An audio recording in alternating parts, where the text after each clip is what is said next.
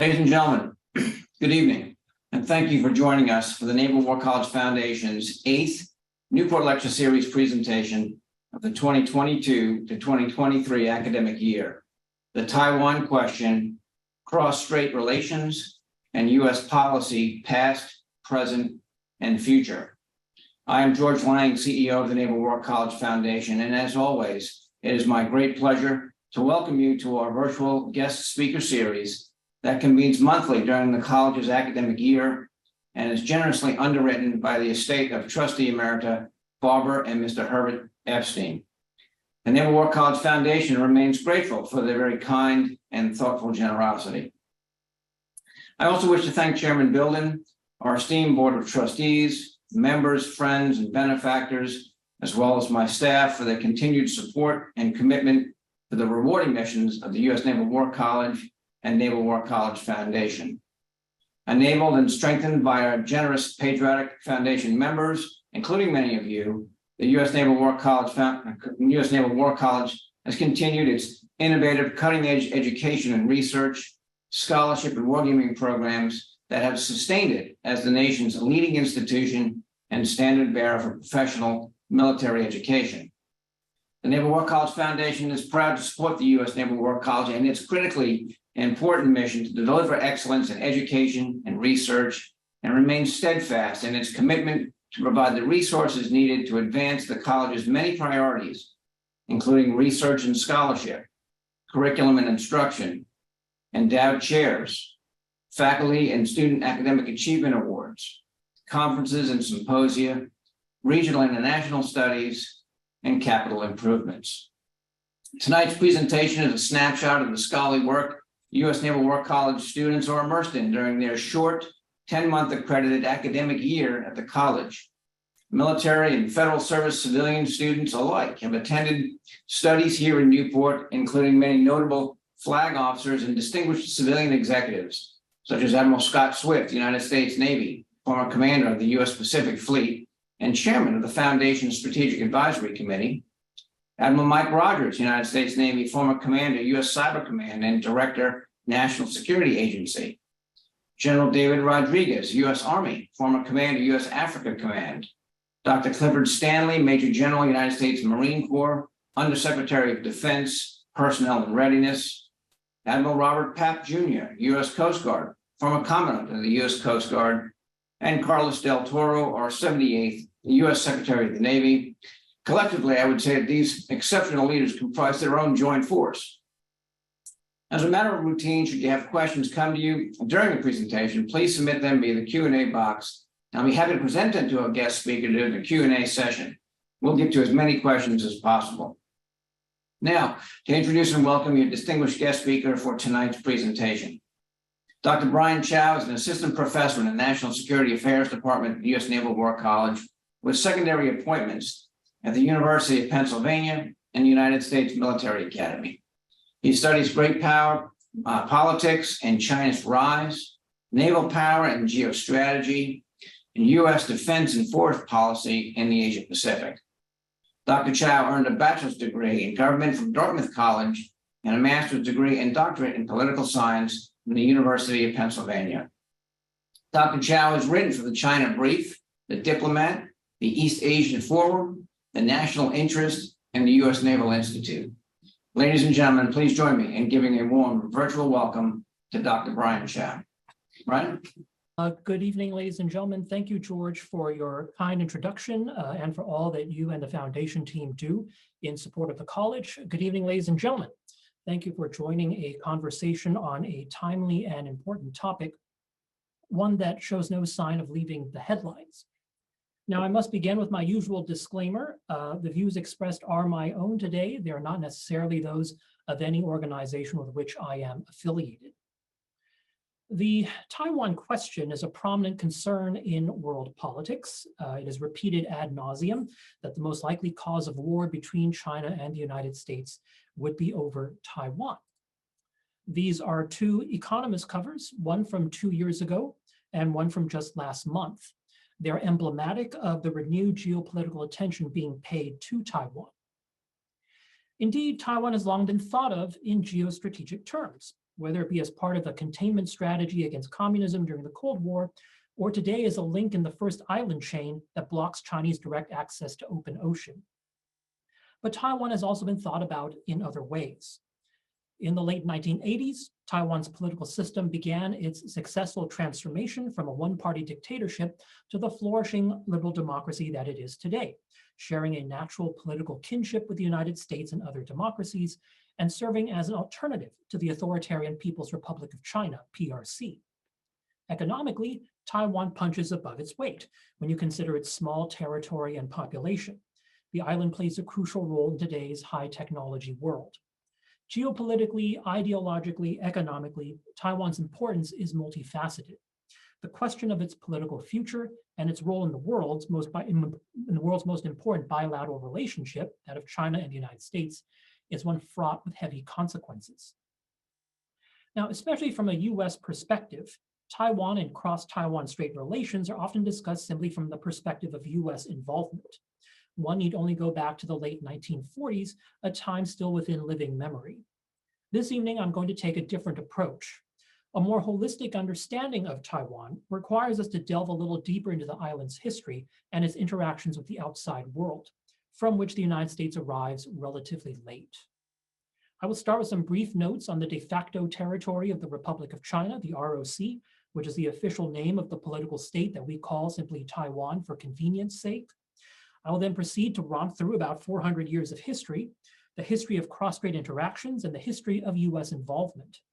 I will then turn to a discussion of more recent events before offering some concluding thoughts on what the future may hold for Taiwan's political status and the factors that I think will play major roles in shaping the outcome. So let us begin. On the left is a map from the ROC government that shows, among other things, the territories under its actual control. You see Taiwan Island, you see various small islands or island groups just off Taiwan Island. You see two islands in the top left here that are actually just off the mainland coast, but under ROC administration. And then if you look at the inset here in the bottom, you'll see the South China Sea. Now, the ROC claims a lot in that body of water, but the only two land features that under Taipei's actual control are the Pratas Islands here and Itu Aba in the Spratly Islands, the largest land formation in that group. Some of you may be familiar with the assorted territorial and maritime rights disputes in the South China Sea, which is an extremely important body of water for international trade. By virtue of having claims over and possession of various features there, Taiwan is a player that cannot simply be ignored. Now look at the map on the right, which is from the U.S. Central Intelligence Agency. Taiwan is about 13,800 square miles. That's about 36,000 square kilometers. That's the size of Rhode Island, Connecticut, and Massachusetts combined. The island is about 240 miles long. That's about 386 kilometers. Its maximum width is about 90 miles or 140 kilometers. Taiwan is tiny. As you can infer from the cities that are shown, Taiwan's population of 24 million is concentrated on the west coast, which tends to be relatively flat. The central and eastern parts of the island are mountainous and relatively undeveloped. Excluding city-states and similarly sized microscopic island states, Taiwan is the third most densely populated country on the planet. I want you to notice the tiny island here on the right. It's labeled Yonaguni. That is Japanese.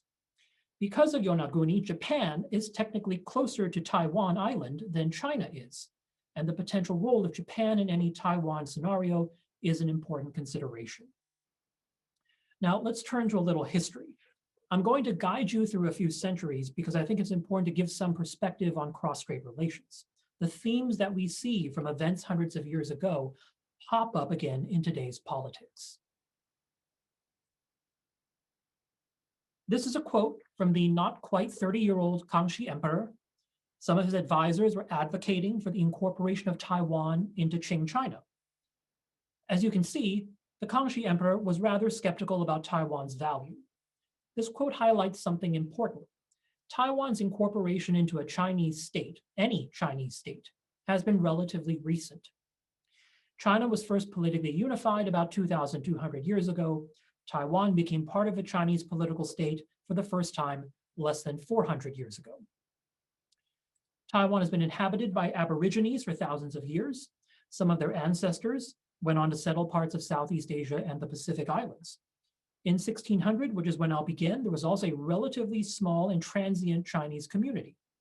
In 1624, the Dutch arrived in search of a regional hub, since their rivals, the Portuguese, had a trading post in Macau.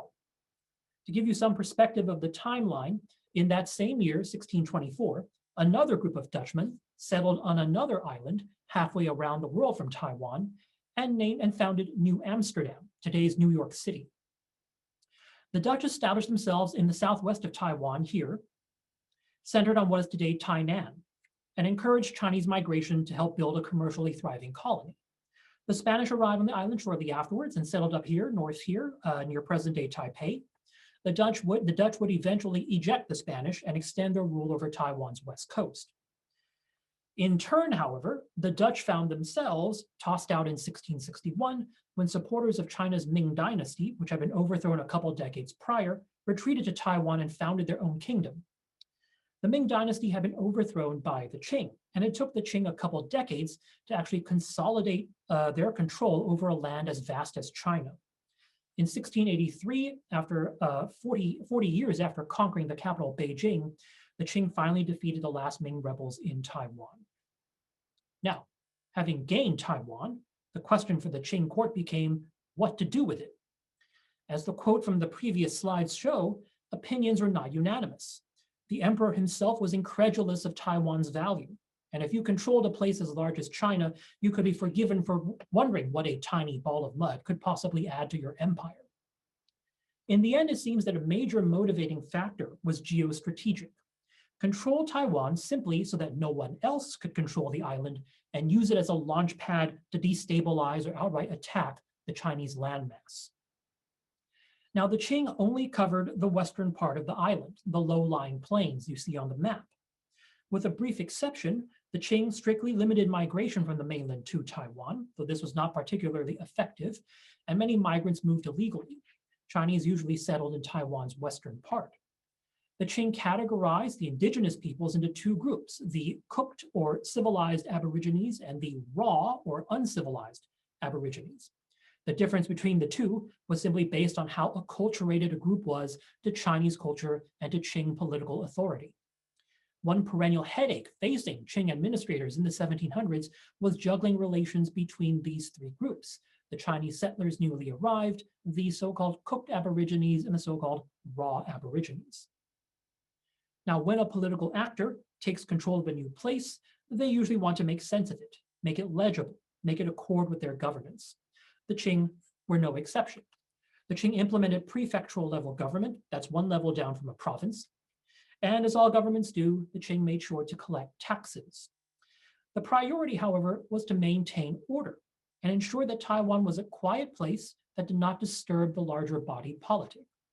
Hence, a sizable military presence was put on the island. Such a relatively large military presence was useful because of the mass influx of Chinese migrants. Thanks to land and population pressures on mainland China, Taiwan was seen as an attractive place to move to and to start life anew. Immigration was good in that it helped boost Taiwan's agricultural economy, but it also led to a saturation of mostly young, able-bodied men. Clashes broke out repeatedly in the 1800s over issues such as land and water use and corruption in local government. The economy developed, and Taiwan found itself, as it does today, playing an important role in the global economy. Taiwan became a prime source of rice for the mainland, whose burgeoning population caused so many people to move to Taiwan in the first place.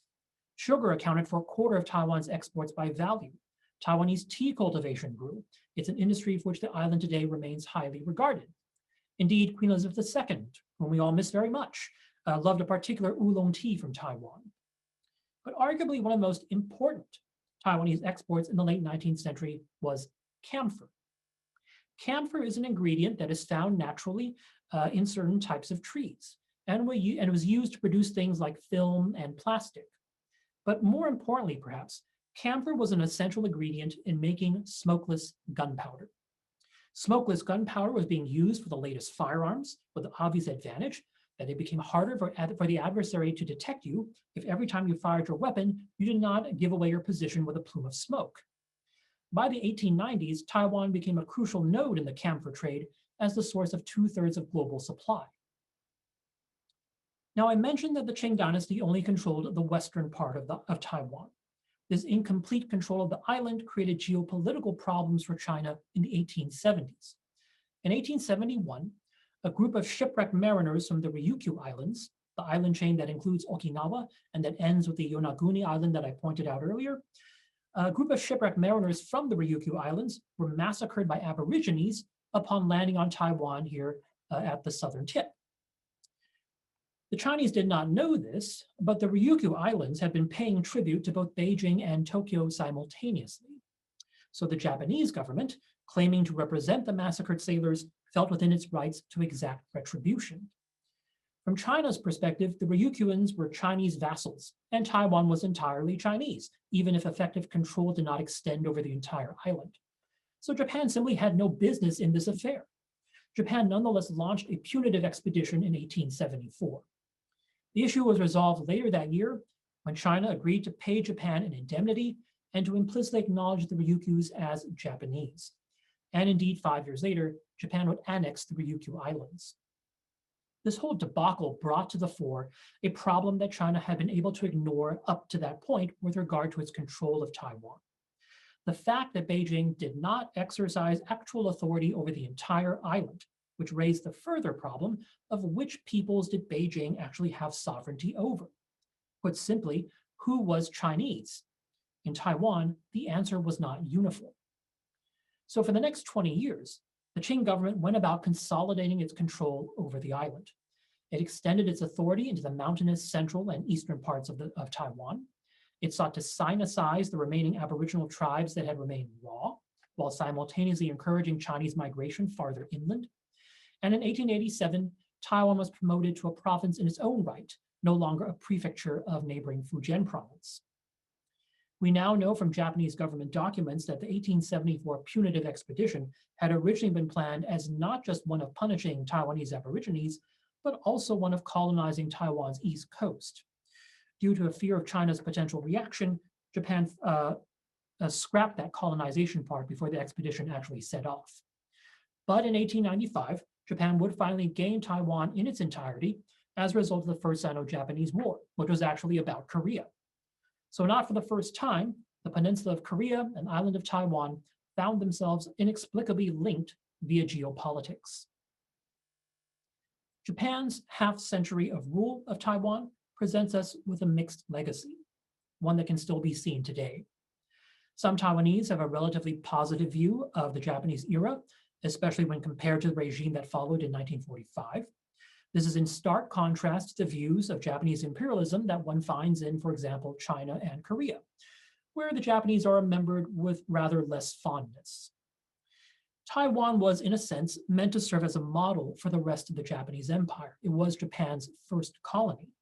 Japan threw itself into developing Taiwan, building infrastructure, and of course, redirecting the fruits of Taiwan's economy towards Japan instead of China.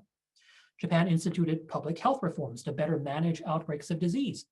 And Tokyo also implemented its own education system, although this primarily privileged local Japanese.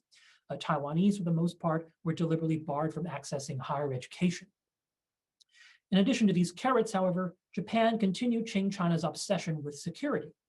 There was a strong military and law enforcement presence on the island, buttressed by something called the Hoko system, which was a system of mutual surveillance in which groups of households would be held responsible for each other's behavior and would have to collectively carry out any taskings from local police. This tight security apparatus was necessary since it took Japan about 20 years to quell recurrent attacks by islanders who opposed Japanese rule. China's cession of Taiwan in 1895 to Japan had come as a shock to the island's inhabitants. Many fled to mainland China. Others, including residents with no connections to the mainland, like the Aborigines, stayed and engaged in guerrilla warfare. As Japan moved deeper into the 20th century, its control over Taiwan became firmer. There was a concerted Japanization effort of Taiwanese, teaching them Japanese, teaching them to be loyal to the emperor in Tokyo, tying the people in with Japan. Taiwanese people, in fact, followed Japan's imperial expansion to do business in places like mainland China, where they found themselves viewed as Japanese and the subject of anti-Japanese rioting. This in turn led many Taiwanese on the mainland to try to pass themselves off as Chinese. This is a wonderful example of just how not straightforward identity can be. Now, how the people of Taiwan viewed their relationship to the Japanese Empire ranged across the whole spectrum. The photograph on the right illustrates one end of the spectrum. Here you see two brothers who joined the Japanese military in World War II. The one on the right survived, the one on the left died, and he is enshrined at Yasukuni, the controversial Shinto shrine in Tokyo that also enshrines over 1,000 convicted war criminals. Now, this photograph would be wholly unremarkable if it weren't for the fact that the surviving brother on the right would go on to become Taiwan's president from 1988 to 2000. This brings us to the present day, where Li Denghui, the surviving brother in the photograph, arguably represents in one person the travails of 20th and 21st century Taiwan. Born and raised in Japanese Taiwan, educated in and fought for Japan in the war, flirted with communism afterwards, joined the anti-communist but still authoritarian Kuomintang of China, KMT, and rose to the ranks to become ROC president, when he then transformed the state into a liberal democracy, and in retirement, a staunch advocate of Taiwanese independence. The twists and turns in Li's life, he died in 2020, are the conundrums and the contestations that are so very much alive in today's Taiwan. As we have seen, the Kangxi Emperor was rather skeptical of Taiwan's value. His successors in the 20th century initially proved no different. I'll give you a few moments to read these perhaps surprising statements.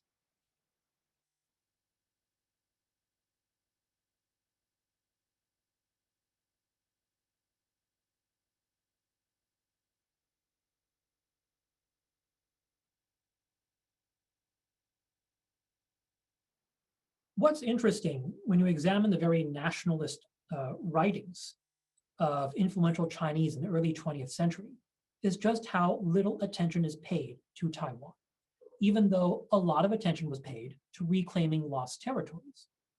This is true of Chiang and Mao, seen here.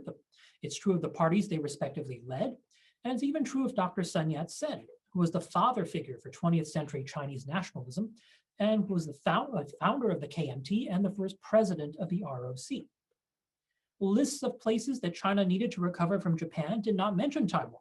And as these illustrative quotes show, Taiwan was usually discussed in the same breath as Korea, a place that likewise suffered Japanese predations, but that was viewed as distinct and separate from China. So what changed? How did we go from viewpoints like you see here in the 1930s to the viewpoint that we get today about Taiwan being part of China? What changed in those intervening few years? Well, first, in the 1920s and 30s, everybody recognized that China had enough internal issues to deal with, such as the Japanese invasion that led to the Second Sino-Japanese War. Naturally, the immediate focus in the 1930s was on saving the Chinese state and preventing further losses.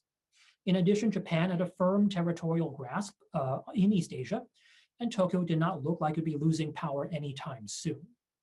However, the absorption of the Sino-Japanese War into the larger World War II changed things. Now the United States entered the Pacific War, and there seemed like a real possibility that China could not only eject Japan from what it had taken in the 30s, but that China could go even further back in time and reclaim other territories. This was buttressed by the principles espoused in the Atlantic Charter and the 1943 Cairo Declaration. In addition, some Taiwanese began to advocate for their island's return to Chinese sovereignty. This rallying cry added a new dimension to the rivalry between the KMT and the Communist Party of China, CPC, and incentivized both political parties to support this anti-colonial call for restoring Taiwan to China. Here on the right, you see the ROC's formal territorial extent. You see Taiwan in the bottom right. Here now, you see the PRC's formal territorial extent, and Taiwan is there on the bottom right. It is worth bearing in mind that it is only from World War II onwards, just a few years before 1949, that we see China territorially reimagined to re-include the island lost to Japan back in 1895. What happened in 1949? The Chinese Civil War arrived in Taiwan. Now, the ROC had assumed administration of Taiwan in 1945, but local governance was unimpressive. The provincial administration was, like much of the ROC central government, corrupt and kept a monopoly on economic commodities like sugar and cigarettes. Service members sent to garrison the island were seen as undisciplined, uncouth, and heavy-handed. A most infamous incident occurred in 1947 when police hit a woman in public after confiscating the cigarettes she was selling illegally. This spark set off smoldering resentment, which led to mass protests that then resulted in a crackdown, culminating in troop reinforcements from the mainland that arrived and engaged in largely indiscriminate shooting for days. It remains a highly traumatic moment in Taiwan's collective memory. And since democratization a quarter century ago, every ROC president has essentially had to attend commemorative services on the incident's anniversary, February 28th. Things were not looking any better for the ROC on the mainland in the late 1940s. The CPC continued to push the ROC government south, and the United States could see no point in continuing to support a losing side. Chiang Kai-shek left for Taiwan in December 1949, and he stayed there ever since. Cross-strait relations since 1949 have seen several twists and turns. As expected, relations in the first couple decades were not warm. This is exemplified by two Taiwan Strait crises in the 1950s when the PRC began shelling offshore islands that the ROC controlled. The crises were ultimately diffused by public U.S. nuclear threats and U.S. 7th Fleet escort of ROC naval vessels. While things settled to an uneasy status quo across the Taiwan Strait, the global diplomatic game began to tilt in the PRC's favor. The ROC was expelled from the China seat at the United Nations in 1971 and replaced by the PRC, accelerating a switch in recognition by most of the world's other countries, most notably the United States, in 1979. Since the 1980s, however, there has been a sea change in cross-strait contexts. Granted, the changes have not followed a linear progression and are mostly limited to the economic and people-to-people spheres. Politically, there's been a mixed bag of calm and crisis, clash and cooperation. But things are fundamentally different today than they were a half century ago. This is true on a mundane daily life level, where individuals can board nonstop flights between China and Taiwan with little hassle. There is one fundamental difference at a grand high politics level. Taiwan today may punch far above its weight in terms of economic importance, and it may have a military that is proficient, but it simply pales in comparison to what China has achieved over these intervening 40 years. I need not recite details about China's economic power or military modernization here. Suffice it to say, the cross-strait imbalance is what's stark now. China's reform and opening up, which let loose the entrepreneurial spirit of a billion people, did have an impact on Taiwan that was perhaps unanticipated. Up through the 1980s, the KMT ruled the ROC as a one-party authoritarian state, with power passing from Chiang Kai-shek the father to Jiang Jingguo, his son. In part, but only in part, because of the ROC's plummeting international standing and its perception as being stagnant and unreformed in comparison to a Deng Xiaoping-led China that suddenly seemed to be moving forward and teeming with potential, Jiang Jingguo began the process of liberalization and democratization in Taiwan. There had always been opposition to KMT rule, but opponents had been imprisoned or killed. Politically, things had not changed all that much in a generation. Jiang Jingguo began to Taiwanize the KMT, bringing in new generations of leaders who were rooted in the island in ways that the 1949 refugees accompanying Chiang Kai-shek were not. Jiang Jingguo decided not to crack down when a new opposition party was formed and was still technically illegal. In 1987, he ended 38 years of martial law. After Jiang's death, Li Donghui, whom we met earlier, continued these reforms. And in 1996, the ROC held its first democratic presidential election. In 2000, the ROC witnessed its first transfer of executive power from one political party to another. In 2016, the ROC witnessed its first transfer of the legislative majority from one political party to another. While the not-so-occasional brawling that breaks out in the legislative chamber reminds us that democracies do need time to mature, we do nonetheless find Taiwan's democracy today on solid footing. I've mentioned a number of events that saw heavy U.S. engagement, so now I'll turn to the U.S. role in cross-strait relations. On the right, you see two old World War II allies, Chiang Kai-shek and Dwight David Eisenhower, shaking hands upon the latter's arrival in Taipei in 1960, the only time a sitting US president has visited Taiwan. Taiwan still likes Ike, by the way. 8 years ago, the ROC government donated $1 million to help fund the construction of the Dwight D. Eisenhower Memorial, now open in the District of Columbia. The ROC's feelings for Eisenhower's predecessor, however, were decidedly less warm, because in 1949, the Truman administration decided to stop investing in a losing endeavor as the ROC was retreating from the mainland, and it was just going to be a matter of time before a PRC invasion overwhelmed Taiwan through sheer force of numbers. But things quickly changed with the Korean War in 1950. The US perspective of the Cold War took on an even darker hue as it appeared that the communists were rapaciously on the march. Harry S. Truman ordered the US 7th Fleet into the Taiwan Strait, frustrating both Mao's plan to invade Taiwan and Chiang Kai-shek's hope of counterattacking the mainland. In that first decade of cross-strait separation, two Taiwan Strait crises arose, as I mentioned earlier, and it was US action or threat of action that helped tamp down tensions to a more manageable level. In 1955, the ROC and the United States concluded a defense treaty, but Washington made sure that Chiang could not use such a treaty for offensive action, and Washington geographically limited its defense commitment to just Taiwan Island and the Pescadores or Penghu Islands. The treaty excluded islands just off the mainland coast that were still in ROC possession. Over the next 24 years, the United States maintained a military presence in Taiwan, in addition to all the accoutrement that came with formal diplomatic relations.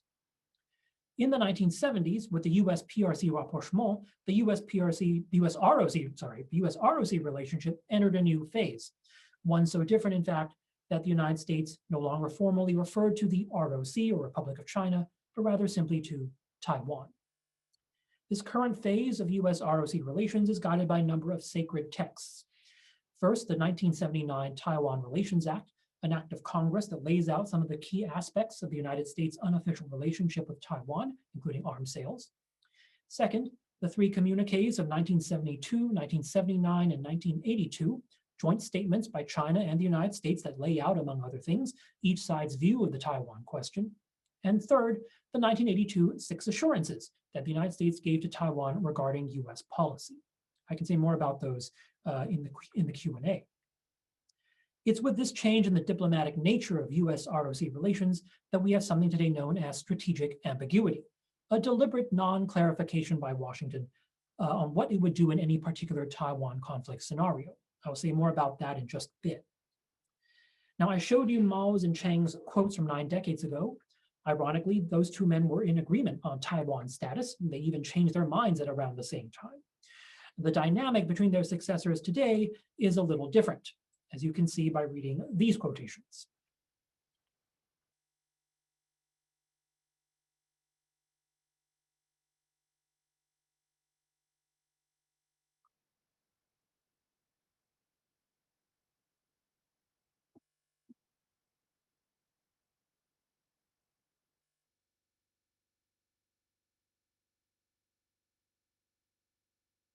What has been the PRC position since the cross-strait split in 1949? It has been consistent and is relatively straightforward. Taiwan is part of China. There is only one China, and this one China is the PRC. Therefore, Taiwan is part of the PRC. And because Taiwan is part of the PRC, the Taiwan question is a Chinese domestic affair. Any third-party interference in the Taiwan question without Beijing's consent is an unjustified and unacceptable violation of PRC sovereignty. In other words, if you are not China, then Taiwan is none of your business. In what is a tacit recognition of just how different the two sides of the Taiwan Strait have become, however, China has proposed not immediate and total reunification, but something called one country, two systems. In this system, Taiwan would retain autonomy over its economic affairs, its legal system, and even its local government. You will see 2 bullet points that I have in parentheses. In the past, the CPC also offered Taiwanese politicians participation in national politics in Beijing, as well as the retention of the ROC armed forces. I have these points in parentheses because in the latest PRC white paper on the Taiwan issue, published last year, these 2 offers are no longer stated. Perhaps these 2 are no longer on the table. If one country, two systems sounds familiar, it is because that was the system proposed for Hong Kong, which has been seen as the canary in the coal mine. That canary is now dead, but one country, two systems has never had much appeal in Taiwan anyway. The one country, two systems proposal lacks details, and the CBC has made clear that the one country part takes precedence over the two systems part, which strikes me as something of a loophole. What is the view in Taiwan? There are multiple views, and they cannot be reconciled, either with each other or with the PRC's view. These two maps represent two major competing viewpoints. The map on the left sees Taiwan as part of a bigger Chinese world, not just historically and culturally, but also politically. This viewpoint doesn't necessarily see Taiwan as part of the PRC. It sees Taiwan as part of the ROC, but the ROC is much bigger than Taiwan and encompasses, among other places, the mainland. This has been the orthodox view promulgated by the KMT. There is one China, and Taiwan is part of China, but that China is the ROC, not the PRC. The other perspective, as exemplified on the right, is of Taiwan on its own. It has no political affiliation with China, whatever China means. Here, Taiwan is not off to the side, it is not in a corner, it is not insignificant. Instead, the island is front and center. It is the focus, it fills up the map. You'll also notice that whereas the map on the left is very continental, the map on the right is much more maritime. There's a lot of blue there. You see these perspectives play out in Taiwan today. Those favoring the map on the left emphasize a culturally China-centric view that is very terrestrially grounded. Those favoring the map on the right emphasize an island-centric view that sees Taiwan looking east and south, not west and north, to a maritime community comprising the Pacific Islands and Southeast Asia. These are two stylized mental maps, mental perceptions of what the political state based in Taipei is and how geographically it is or ought to be contextualized. Well, let's now turn to the distinct but related issue of how the people of Taiwan think about their political future. This graph highlights the diversity of views in Taiwan on their island's political future. You'll see the black line at the top. Consistently the preferred option of the plurality of Taiwanese, which is to maintain the ambiguous political status quo and resolve the issue at some unspecified later date. This is basically kicking the can down the road.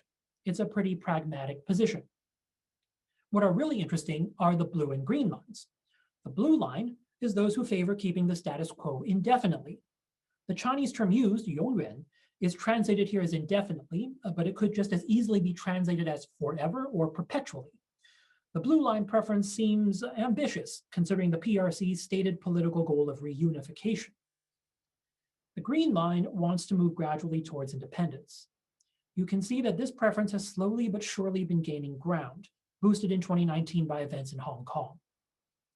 By a clear margin, there are three quite unpopular preferences: independence as soon as possible, reunification as soon as possible, and a move towards reunification. So on the whole, you see the people of Taiwan being quite pragmatic about the geopolitical circumstances in which they find themselves, though pro-independent sentiments are gaining ground, while pro-unification or reunification sentiments are stagnant or declining. This is more understandable when you consider this second chart.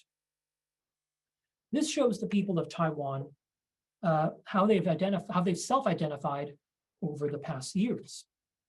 The purple line is those who identify as both Taiwanese and Chinese. The green line is just Taiwanese, and the blue line is just Chinese.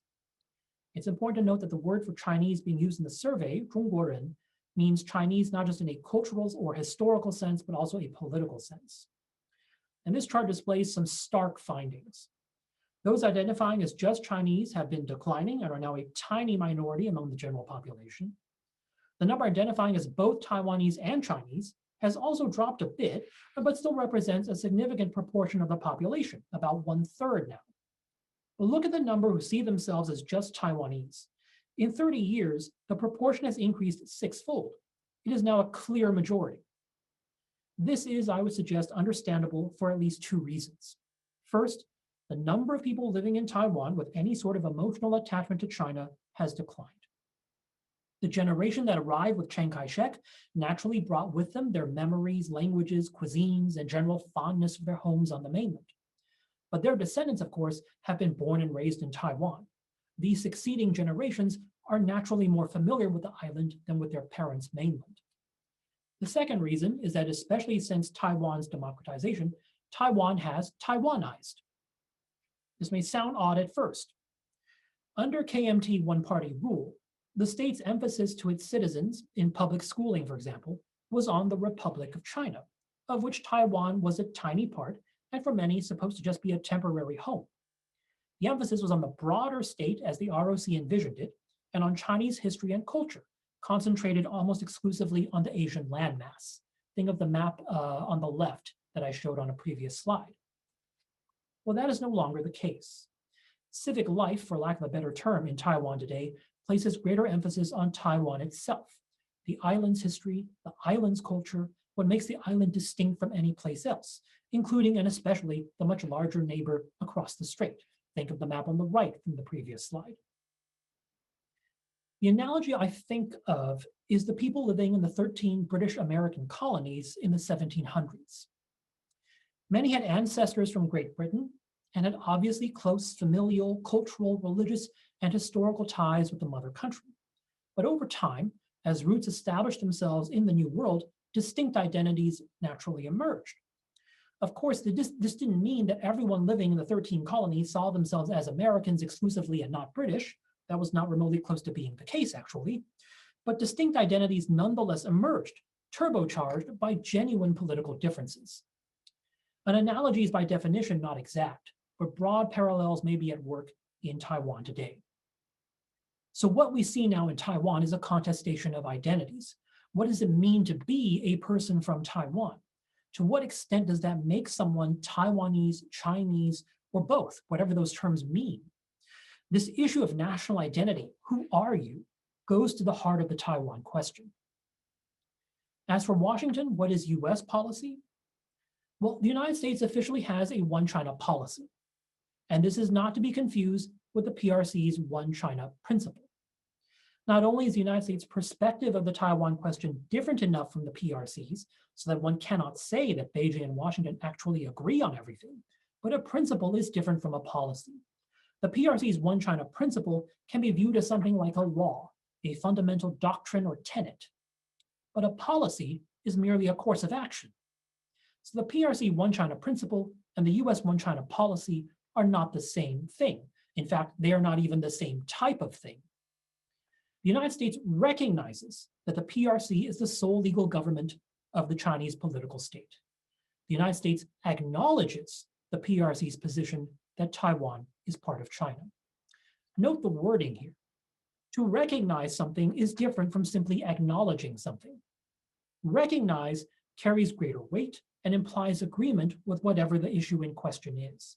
Acknowledge carries less weight and simply implies knowledge of the existence of something. So as you can see, the wording is very specific. The United States acknowledges the PRC's position that Taiwan is part of China. Washington is not saying to Beijing, I agree with you that Taiwan is part of China. Washington is saying to Beijing, I know that you say that Taiwan is part of China. If you find this confusing, don't worry, it gets worse. In public statements, the English language text makes the differentiation between recognize and acknowledge, but the Chinese language text does not. Where the English makes a differentiation between recognize and acknowledge, the PRC writes the Chinese language text with only the Chinese language equivalent of recognize. It does not use the Chinese language term acknowledge. This simply compounds the confusion when the PRC accuses the United States of not abiding by its own one China policy, and the United States asserts that it is. There's been a lot written in recent years about US strategic ambiguity. What is this ambiguity about? The ambiguity is over whether the United States would intervene militarily, but almost certainly not just militarily, in the event of a Taiwan conflict. Now, many understand that this is supposed to sow uncertainty in China's decision-making regarding a Taiwan conflict, but we must remember that strategic ambiguity serves a dual purpose. It is also designed to keep Taiwan guessing and deter any unilateral Taiwanese moves that would provoke a Chinese attack. What is not ambiguous is how the United States wishes to see the Taiwan question resolved, peacefully, and with the consent of the people of Taiwan. This caveat about representing the will of the people of Taiwan was added after and in recognition of Taiwan's democratization. There have been calls in recent years for the United States to abandon strategic ambiguity for strategic clarity. The reasons range from reducing the possibility of misperception and miscalculation to alignment with a broader, more overtly anti-PRC approach, to a moral imperative to clearly stand up for democracy in a time that sees democracies under siege by autocracies, as in Eastern Europe right now. There have also been US presidential actions and statements in recent years that suggested either an actual change in US policy or an open-mindedness to change that had not been detected before. Each time something like this happens, a US government spokesperson will publicly state that US policy has not changed. So officially, strategic ambiguity remains in place. However, it is worth wondering, given declining US strategic ambiguity, given declining US PRC relations, whether public professions of adherence to strategic ambiguity are increasingly just lip service. Does the bipartisan consensus in Washington to view China as a threat necessarily mean that Washington is going to come to Taiwan's aid in a conflict? That's not something that we can assume. But if you assume that that is the case, I'm not saying it is or it isn't, what are the implications for Beijing's and Taipei's behavior in terms of cross-strait relations? How would US allies in the region, of which there are several, how would they be affected, particularly Japan? Is the United States even ready to embark on a policy of strategic clarity with credibility? And indeed, I think the fundamental issue here is the United States deterrent. Strategic clarity, strategic ambiguity, whatever is chosen, it has to be backed up with credible US military power. Given Chinese military development and modernization, given US budgetary constraints and US global military commitments, it is worth asking, does the United States have the military power in the Western Pacific to maintain a credible deterrence, regardless of whether strategic ambiguity or strategic clarity is pursued? Without answering that question first, the debate about strategic ambiguity and strategic clarity is, in my opinion, simply putting the cart before the horse. Now, it is quite dangerous for a political scientist to offer predictions, so I'm not going to do that. But I am going to point out some things to consider as we ponder the future. For the PRC, the Taiwan issue is a core interest. I do not think the PRC has ever compromised on a core interest. International opinion be damned. I don't see the Communist Party of China compromising on the Taiwan issue. I think the PRC behavior will be determined by two things. First, does it expect that the possibility of reunification will continue, is still possible peacefully? If not, then the PRC may be motivated to take non-peaceful means. Second, what is the US role? China prudently plans in its military planning for a US role in a Taiwan scenario. That's understandable. But what other US actions could provoke the PRC? Selling more arms, formal diplomatic recognition, the placement of large numbers of troops on Taiwan, regularizing the meeting of US senior policymakers and legislators with the ROC president. These are other things that could provoke Beijing.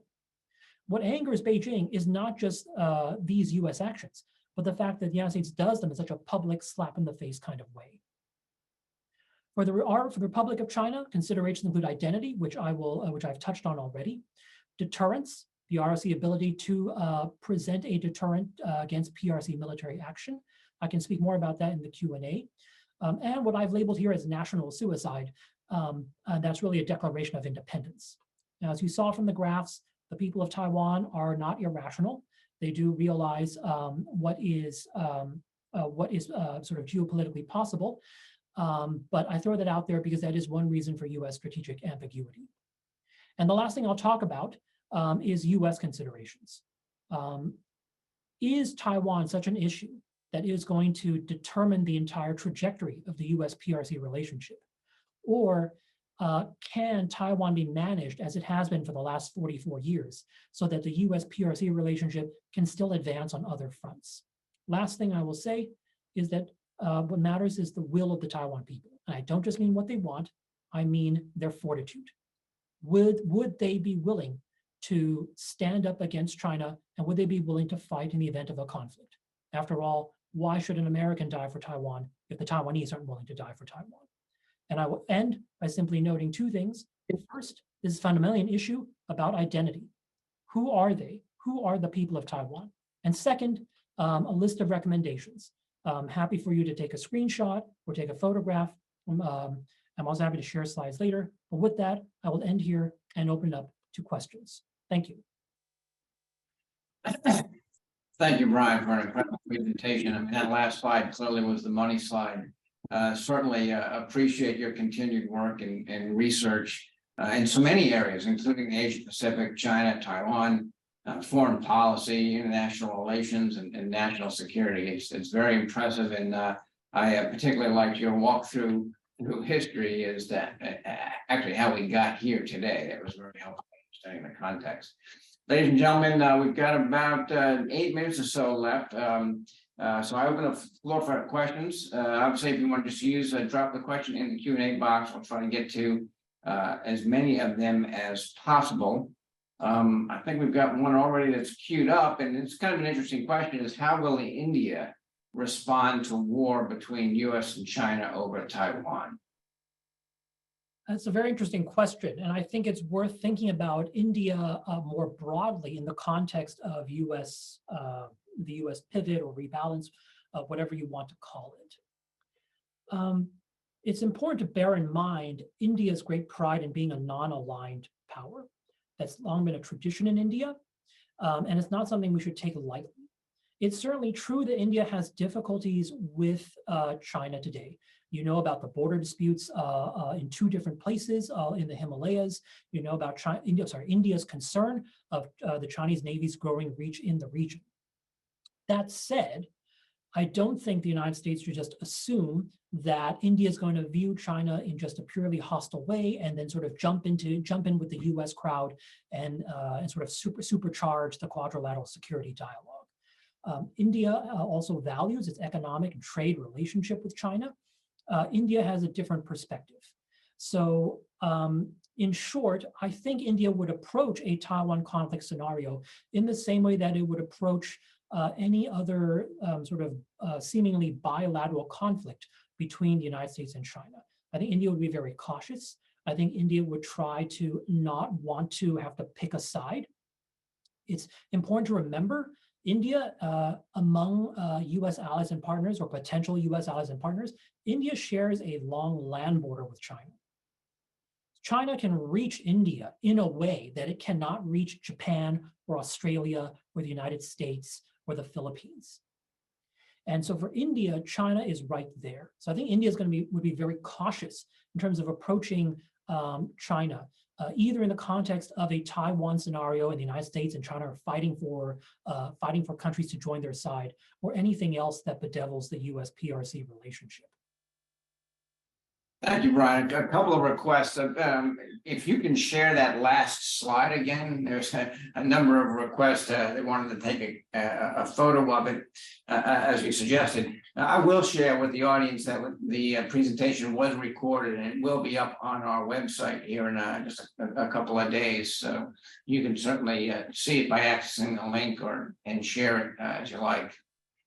Yes, I highly recommend these. I've enjoyed all of them. You will see that these are not just political or military recommendations. They broaden things out into history, into culture and society. So, these are also very Taiwan-centric. So if you want to, look any of these up, I highly recommend that you do. And indeed, as I mentioned at the beginning, I gave my presentation today from a very particular angle. There are other ways that I could have given this presentation, but I decided to focus today on Taiwan as sort of the center of study. Thank you. The next question was, does it really matter how many countries in the world formally recognize Taiwan? The data point is they're down to 13 today. This is a question that really gets at the heart of a lot of political science. So I'll try to keep my answers short. I think it matters, but only to a certain extent. And I know that's sort of a weaselly answer, but I think that's about as accurate as we can get. In a de facto sense, Taiwan is, in my opinion, clearly fulfills the four sort of criteria of the Montevideo Convention in terms of being a state. But you could also argue that Taiwan, doesn't, because one of the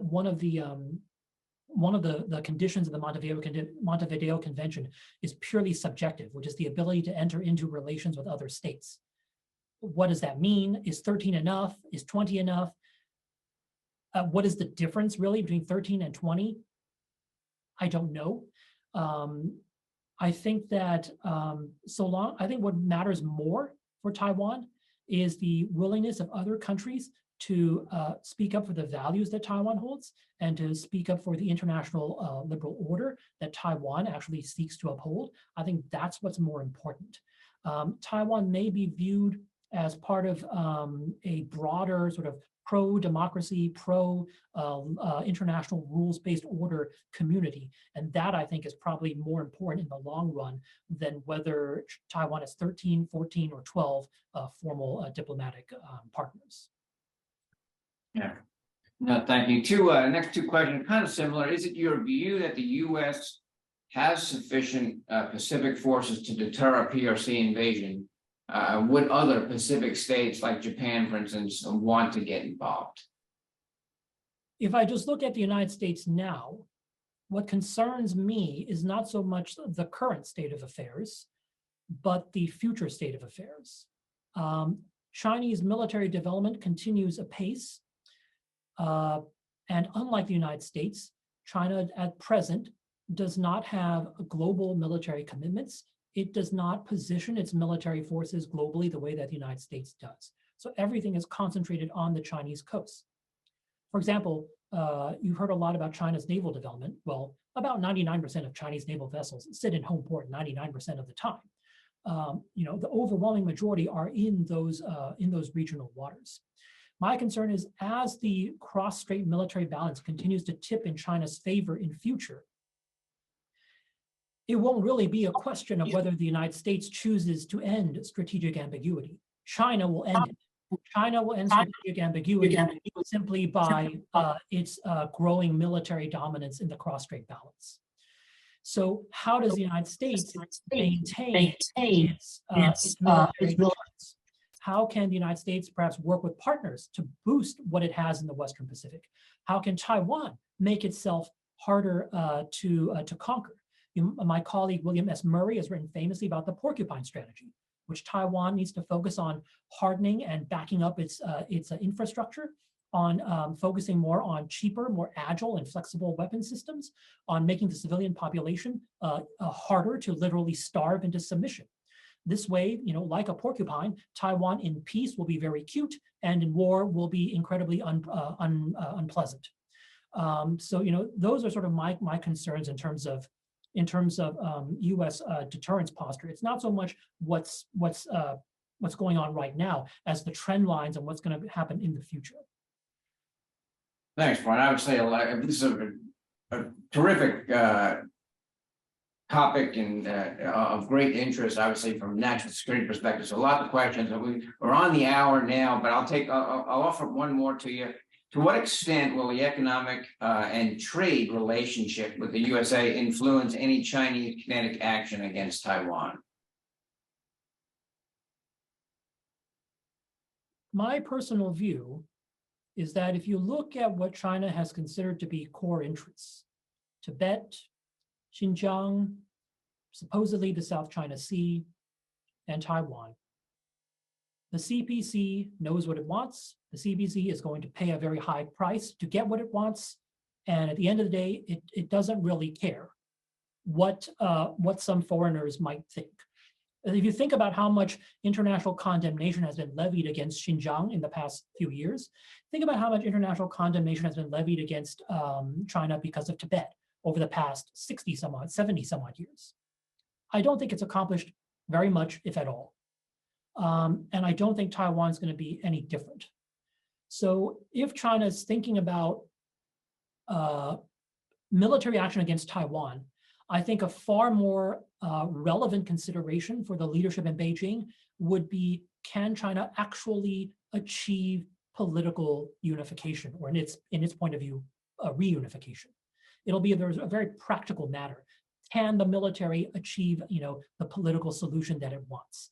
I think China would, if it makes that decision, would choose to take the economic hits, would choose to try to insulate itself as much as it could from the anticipated U.S. sanctions and economic downturn. There is a related issue of semiconductors that I think might give China some pause. There is an economic dimension there. I'm not entirely convinced that alone would be enough to give China pause in terms of taking Taiwan if it feels, as I said earlier, if it feels that it's sort of backed into a corner and that there is no other way, that all peaceful means have been exhausted. Yeah, remarkable. Certainly a complex strategic issue. But thank you for capturing it, Dr. Chao. It's really been an honor and a privilege to host you tonight. We'll have to get you back again for this audience as we continue our dialogue on growing concerns in the Indo-Pacific region. Of course, we appreciate you taking time out of your very busy schedule to share it with us this evening.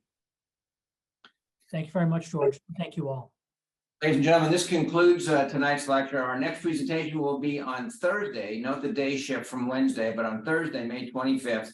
When Dr. Mary Thompson-Jones will present on new U.S. initiatives in the Arctic dealing with changing realities. Updates to this presentation and others can be found on our webpage at nwcfoundation.org/our-events.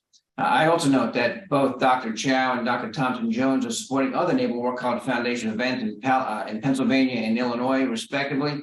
We are grateful for their generous contributions of their time and expertise. As always, we seek to expand our membership in individual and corporate and raise awareness of the great institution, which is the U.S. Naval War College, and we invite you to join us in this charge. Be sure to follow us on Facebook, Instagram, LinkedIn, Twitter, and YouTube.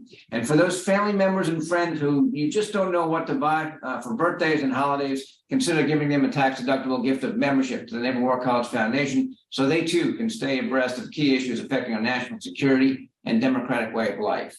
Everything you need to know about joining the Naval War College Foundation or giving a gift of membership can be found on our website under membership.